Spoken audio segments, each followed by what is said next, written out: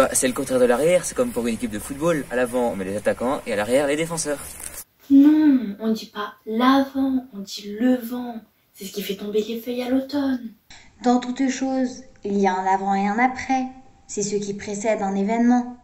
Avant vient du latin adventus ou advenire, qui a donné en français le verbe advenir, c'est-à-dire ce qui vient, ce qui va arriver. C'est donc un temps d'attente. Mais qu'est-ce que nous attendons? Alors bien sûr, c'est Noël, mais avons-nous bien compris ce que les prophètes nous ont annoncé pour mieux le vivre aujourd'hui?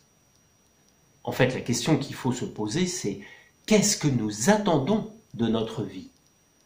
Isaïe, chapitre 7, verset 20, annonce un signe. Une jeune fille enceinte d'un fils qui s'appellera Emmanuel, c'est-à-dire Dieu avec nous. Que signifie ce signe dans le contexte du livre et pour nous à la fin de l'année 2020? Le prophète continue au chapitre 9, versets 1 et 5. Le peuple qui marchait dans les ténèbres a vu une grande lumière. Un enfant nous est né, un fils nous a été donné. On lui donne ce nom, conseiller merveilleux, Dieu fort, Père éternel, prince de la paix.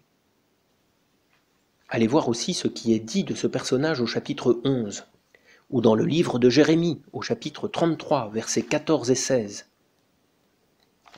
Dans des temps troublés, Dieu vient demeurer auprès des hommes pour les sauver et établir un règne de justice et de paix.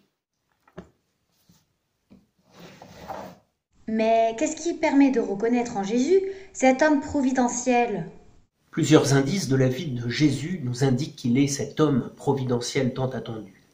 Le fait qu'il ait passé sa vie à faire le bien, à venir au secours des opprimés, qu'il ait été persécuté, mais c'est surtout une prophétie de Michée, chapitre 5, verset 2, qui indique que c'est à Bethléem que naîtrait ce Messie tant attendu. Messie? Quoi? Messie? Il était annoncé dans la Bible? Mais non, le Messie, c'est celui qui a reçu l'onction, c'est-à-dire qui a été choisi et envoyé par Dieu. Bon, c'était il y a plus de 2000 ans, c'est devenu une fête. Mais maintenant, Noël, c'est surtout un prétexte pour se faire des cadeaux. Saint Jean dit, il est venu chez les siens, et les siens ne l'ont pas accueilli. Mais à tous ceux qui l'ont reçu, il a donné le pouvoir de devenir enfants de Dieu. Cherchez bien dans vos Bibles ce passage clé, et vous comprendrez que c'est pour chacun de nous que Dieu s'est fait homme. Et c'est encore vrai aujourd'hui. Jésus frappe à la porte de notre cœur pour nous apporter la paix profonde et la joie de se savoir aimé de lui et promis au bonheur éternel. C'est à ça que ça sert l'Avent. Préparer son cœur à recevoir la grande lumière de l'amour et de la vérité. Alors pour bien vivre ces 4 semaines, je vous propose de prendre 2 résolutions. Une pour la charité, par exemple, donner quelque chose à quelqu'un, demander pardon, rendre service, ou passer plus de temps avec Jésus dans la prière.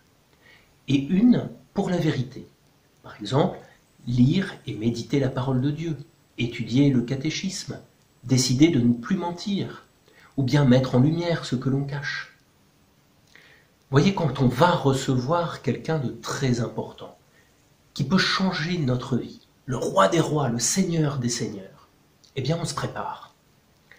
Alors vous êtes prêts? Je vous souhaite un bon temps de l'Avent et n'oubliez pas de liker et de vous abonner à ces vidéos pour recevoir les suivantes. À bientôt!